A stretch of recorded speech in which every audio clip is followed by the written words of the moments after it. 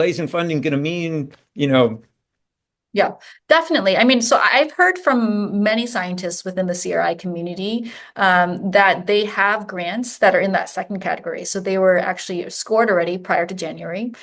They received a high enough score that they were told by their program officer that their grant will be funded, and they right, were awaiting the January council meeting to happen. Because January council meeting hasn't happened, these grants have not been fully reviewed, and therefore there's no funding. These are grant mechanisms like R01s and PO1s, which are pretty large institutional. you're gonna have to dial it back a little bit for the R1 PO1. Just put that in a Sure. little context for, sorry. Yeah, so an R01 is a multi-year grant that's given to an investigator for a large project.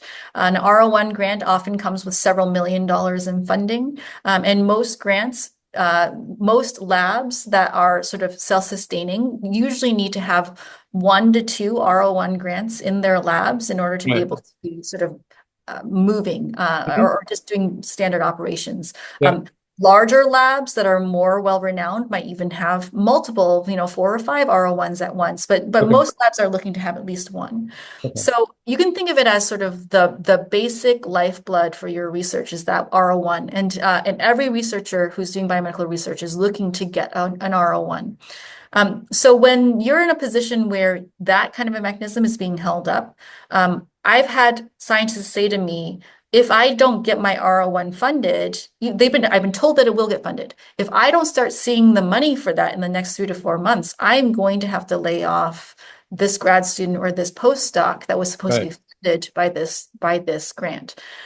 These grants often do pay for 1 or 2 grad students and postdocs. So Yeah. there's direct implications, which is that if these grants don't start flowing, Right. the labs are going to have to start making headcount choices, and they are going to Right. have to cut back on Right. personnel. And that's a pretty dramatic impact to the field. So, and you're right on the front lines of all this. So I imagine you're starting to hear like from what you're hearing what's is it like 2 weeks? Is it like 4 weeks? Is it like 8 weeks? What do you how where are we in the process? I mean, what I've heard is that if these grants don't start being funded in the next 3 months, then Okay. this cutback on personnel is going to happen. All right. So now let's turn to the indirect cost issue because it's everyone's starting to like this indirect cost thing. Are indirect costs really necessary? How come, why is the government paying for all this other? Talk to us and tell us why it's important, what it is, and what's the difference between 15 and 30%. That's a great question. So the indirect cost is also known as the facilities and administration cost, the F&A costs. It has always been the case that an indirect cost percentage has been added to every NIH grant that is given. What that means is that the institution itself, whichever that might be, UCSF, Harvard, Penn, Pitt, they will each individually go and negotiate an indirect cost rate with the NIH. So it's actually the institution that does that. And Right. then every grant that is granted to that institution, then is that indirect rate is applied on top of that grant. So if your indirect rate is 50%, that means for every dollar that is granted of direct funding, 50 cents goes to the institution to cover the indirect rate. Typically, most organizations these days have indirect rates between 30 and up to 70%, especially some of the larger universities with really innovative large core facilities. They have a pretty high indirect rate. So why is that? What is the indirect rate paying for? There's a lot of things. Obviously, they pay for the basic facilities piece of this. They're paying for the labs themselves. They're paying for the infrastructure that sustains those labs. They're paying for sort of the shared resources that folks use. So, for example, a lot of researchers need to do work that involves tissue culture or animal models. If you're going to use mice for your experiment, you actually need a mouse facility, and that mouse facility has to be staffed with skilled workers who know how to handle those mice ethically and keep them alive so that you can do your research. All of those types of things are paid for by the indirect costs. It's not paid for directly from the research itself. Core facilities like sequencing facilities. I need to be able to do, whole genome sequencing for my project. The staffing and the equipment in that sequencing facility is paid for by the indirect costs. So there's a lot of things that are covered by indirect costs, and there's a reason why it's such an important part of the research ecosystem. So I'm just kind of curious, 15% to you, like that will have a significant impact on the future success of the research. You think, maybe they tighten their belts a little bit? Like, what do you think about the 15? I mean, what do you think about that 15% target that has been mandated and is now, being challenged in the courts actually, right? Yeah, I would say that if you ask anybody who works at an academic research institute today, 15% is a complete non-starter. I think 15% decimates biomedical research in the United States as we know it today. 15% will not be able to cover the basis of sort of the machine that we have built for biomedical research within the United States. One of the things that the indirect cost pays for, and I forgot to mention this, is that the indirect cost is often covering the training programs that are within these universities. What that means is that when you're a PhD student, you apply to a grad school, they look at your application, they accept you. To get a PhD in biology these days takes about 5 to 6 years. The first 2 years, you are taking classes and you're doing rotations in a bunch of labs. So you're taking a bunch of graduate student classes, you're taking cell biology and genetics and molecular biology, and then you're also rotating with potential advisors. Usually you rotate maybe 3 labs to decide which of those labs will become your thesis lab. During those first 2 years of your PhD, your entire stipend and tuition is covered by the institution. It's not covered by a thesis lab yet because you haven't picked a thesis advisor yet. So that is typically covered by the indirect costs. Right. When Harvard decides to recruit and admit, 80 graduate students into the biological and biomedical studies program, Okay. they are going to cover the cost of those 80 graduate students for the first 2 years before Right. the thesis lab. And that's coming from the indirect costs. Right. So what you're seeing is because there's a threat to the indirect costs, what's happening is you're seeing these institutions having to put hiring freezes on, and you're seeing them also cut back on their graduate student programs. And it's because this is the direct impact of having those indirect costs. Right. So Jordan Green, a professor of oncology at Johns Hopkins, said recently that roughly 30% of all cancer medicines that we currently have right now, these are the ones that are currently in practice. These are the ones that are results of research that's come out of major medical research institutions. First of all, I'd like to say, do you think that's an accurate assessment of the kind of percentage that has come out of academic research? And then, obviously the big question is, like, what happens if this is cut? So I think it's more than that, actually. There's been analysis done looking at the FDA-approved drugs from 2010 to 2019. So over the course of 10 years, there were 356 FDA-approved drugs during that period of time. Of those 356, 354 of them had their origins with NIH-funded research. So almost 100% of FDA-approved drugs over the course of 10 years started with an NIH-funded research project. Now, the question is, when does that become commercialized? Of course, at some point, the basic research gets turned into a product, and then it is developed by an industry partner in order to that. But the basic science of it, how do we know that this is going to work? It always has the origins within NIH-funded basic research. And so I think that the ecosystem level impact is going to be pretty dramatic. We know that the investment in the NIH has a direct return of investment for the US economy. For about $1 that is put into the NIH for funding for basic research, we get $2.50 back to the US economy. And this is in the case of drugs that are developed and jobs that are created. So there's a very clear role that NIH plays in this ecosystem. So one thing I'd like to kind of see if I can tease out from you, right? You, in your position as president of CRI, right, are have your finger on the pulse of some of the most exciting, most promising research. Like when you look at the threat of these cuts, what specific programs, what specific research are you most fearing will get cut out? And what's the impact going to be for that for the people who are, some people are going through clinical trials are getting cut off, people who are expecting some new therapies that are about to come out. Talk to us about what that impact could be. Yeah, absolutely. And I think this is where really the rubber meets the road, right? And I think here's what we know.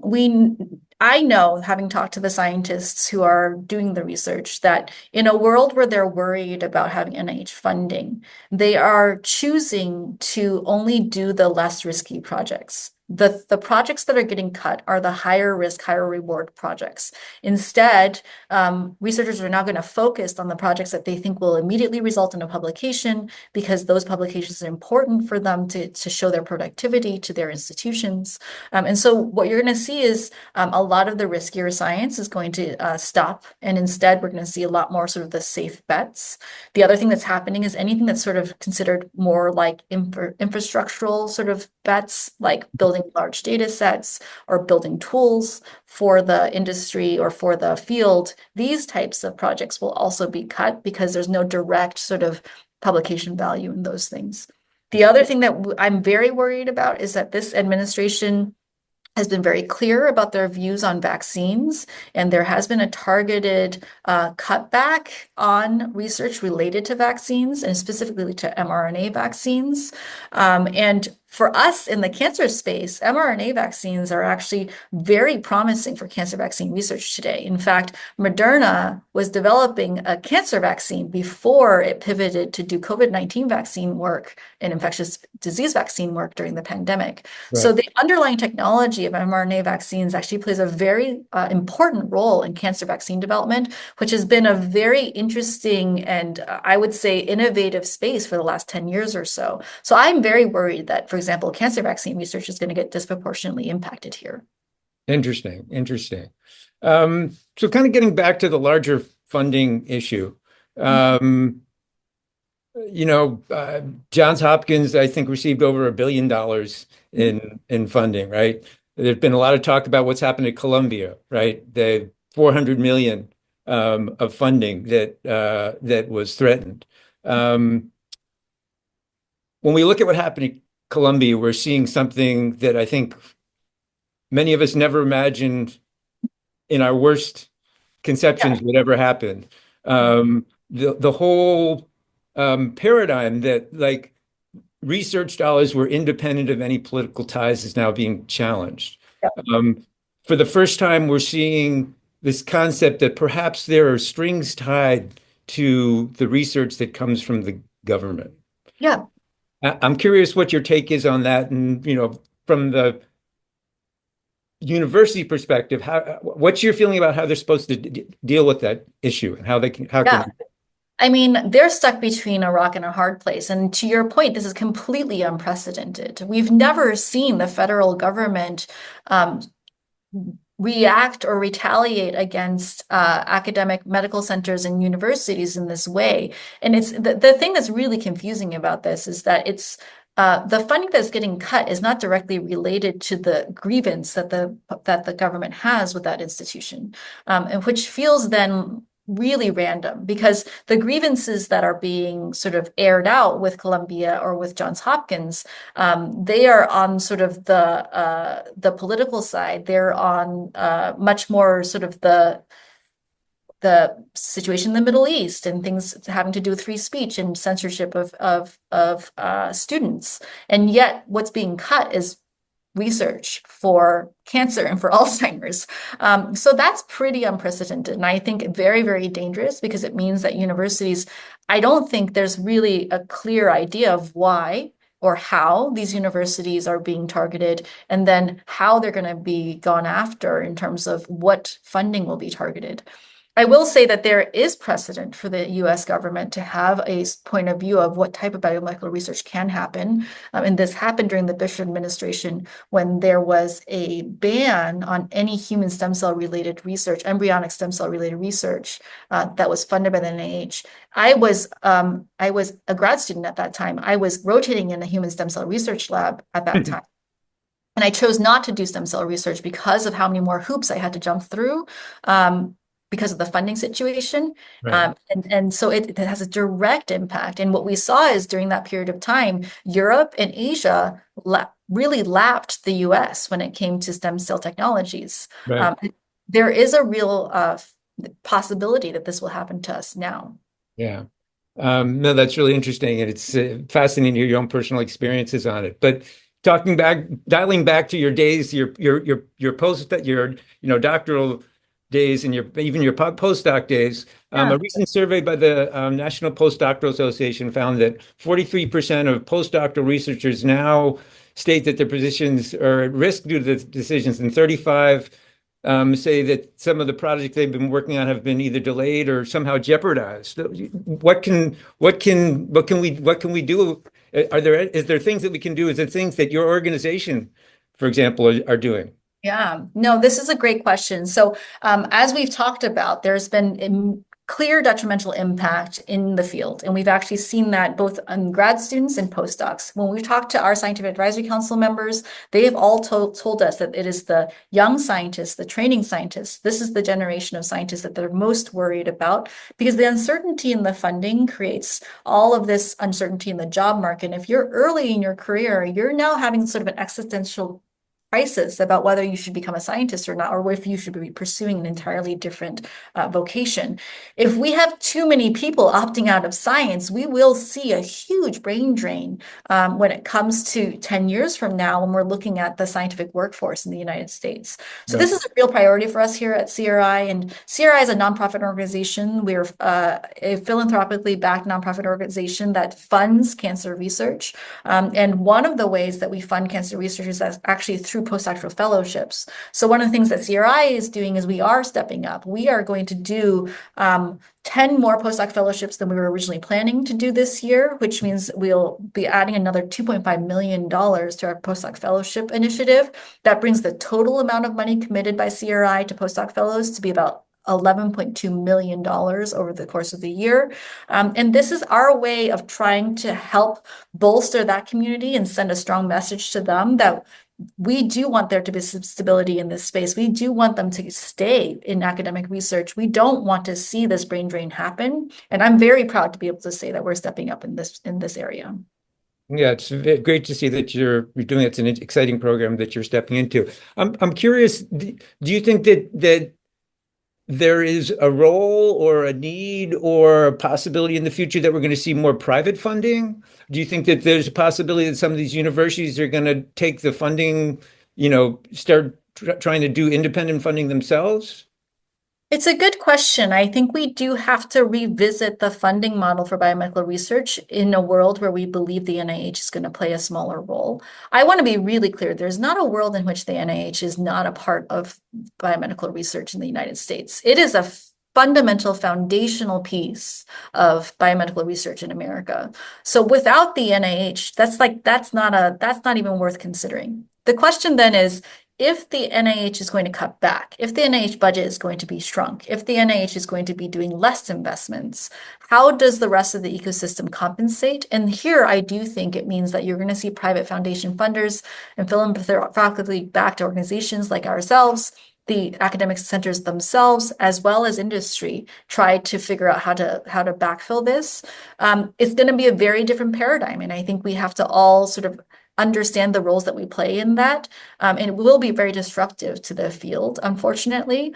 So the sooner that we can sort of build a solution around this, I hope the less disruptive it will be. But it's very much a different paradigm compared to where we were, just a few months ago. All right. One final question, which is my curveball question. Sure. Always like to have one. So I understand that you happen to be a Taekwondo black belt. Yes. So obviously what we're going through now is like smashing boards, right? To trying to get to the other side. I'm curious what your total is of maximum smash boards. I've broken 4 boards total at once. Okay. I've never tried to break more than 4. I'm not sure how many I could break, but yes, the maximum number of boards I've broken with one strike is 4. Before. Well, it sounds like this is the kind of persistence that we're going to need to get through what we're going through now. So we're certainly glad that you're working on what you're working on. And it was really our pleasure to have you join us today. Some really fascinating, great information. We really appreciate you sharing with us. And we hope that we'll be able to get together again sometime. Yeah, thank you so much for having me.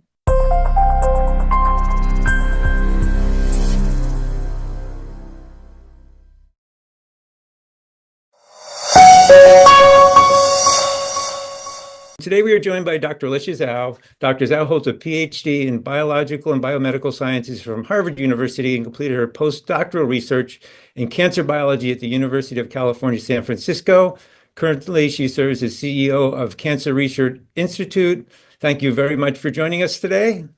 Thanks, Andy. It's nice to be here. I wanted to start by dialing back a little bit to January, when the National Institute of Health first started announcing their cuts to research funding. Yeah. At the time, everything was put on hold.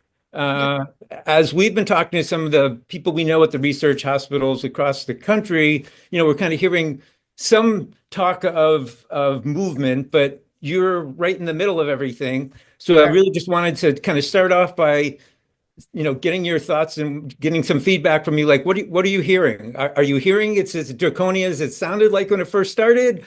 Is it bad? What's your take on what's going on? Yeah, it's a great question. I think this is a moving target. There's been a lot of things that have happened, so it's hard to sort of keep your finger on the pulse. So I'm happy to sort of break down. There are a couple of different things that have happened at the NIH. So Okay. with the change of administration, there has been, and it's actually pretty normal when there's a change in federal administration that the NIH itself actually sort of pauses a lot of its activities. Sure. So it initially happened in January. What's abnormal is that those pauses have been sort of indefinite. There has been a really long freeze in terms of NIH activities.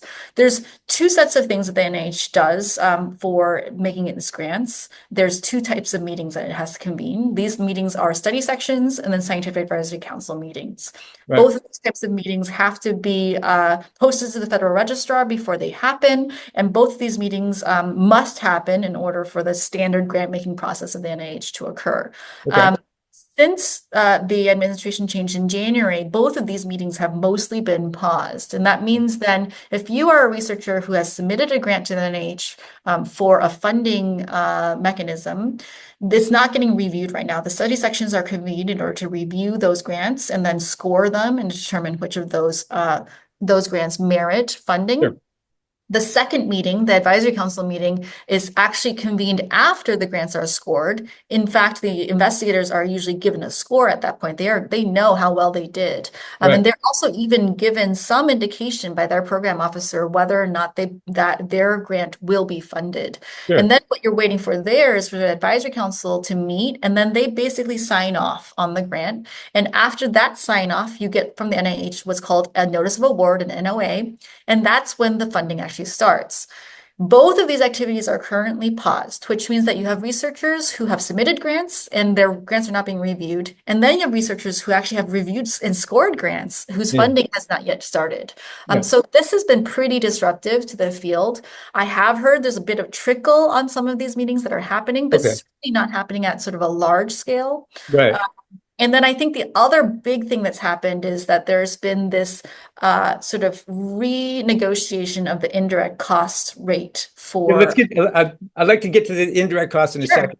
Okay. But before we get to that, I want to just kind of stick with this one question for a second, which is that you were saying that you're starting here to see some trickle, and we've heard a little bit as well. I guess the question is whether that trickle is like leading to action, or is it leading to like more delays? Because one of the things we're really starting to wonder is like, what's the impact for these delays? Like, let's forget about the cancellation. We'll address that a little bit, but like just the fact that some of this stuff is being paused, like what's the delays in funding going to mean?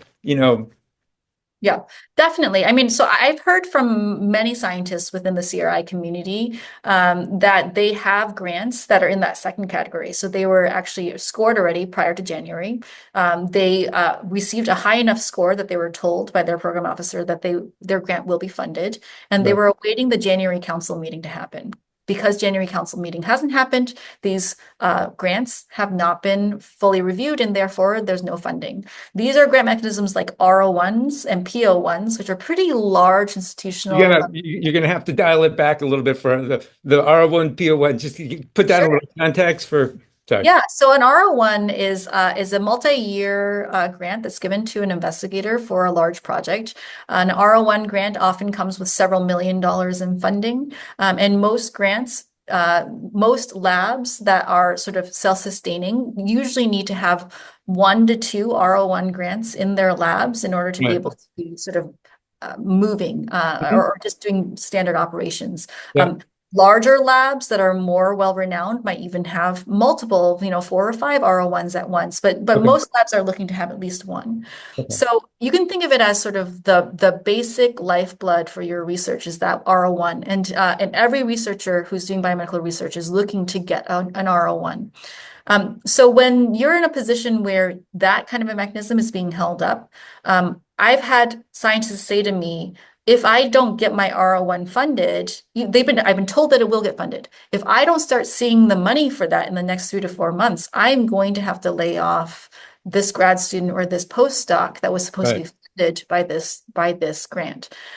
These grants often do pay for 1 or 2 grad students and postdocs. So Yeah. there's direct implications, which is that if these grants don't start flowing, Right. the labs are going to have to start making headcount choices, and they are going to Right. have to cut back on Right. personnel. And that's a pretty dramatic impact to the field. So, and you're right on the front lines of all this. So I imagine you're starting to hear like from what you're hearing what's is it like 2 weeks? Is it like 4 weeks? Is it like 8 weeks? What do you how where are we in the process? I mean, what I've heard is that if these grants don't start being funded in the next 3 months, then Okay. this cutback on personnel is going to happen. All right. So now let's turn to the indirect cost issue because it's everyone's starting to like this indirect cost thing. Are indirect costs really necessary? How come, why is the government paying for all this other? Talk to us and tell us why it's important, what it is, and what's the difference between 15 and 30%. That's a great question. So the indirect cost is also known as the facilities and administration cost, the F&A costs. It has always been the case that an indirect cost percentage has been added to every NIH grant that is given. What that means is that the institution itself, whichever that might be, UCSF, Harvard, Penn, Pitt, they will each individually go and negotiate an indirect cost rate with the NIH. So it's actually the institution that does that. And Right. then every grant that is granted to that institution, then is that indirect rate is applied on top of that grant. So if your indirect rate is 50%, that means for every dollar that is granted of direct funding, 50 cents goes to the institution to cover the indirect rate. Typically, most organizations these days have indirect rates between 30 and up to 70%, especially some of the larger universities with really innovative large core facilities. They have a pretty high indirect rate. So why is that? What is the indirect rate paying for? There's a lot of things. Obviously, they pay for the basic facilities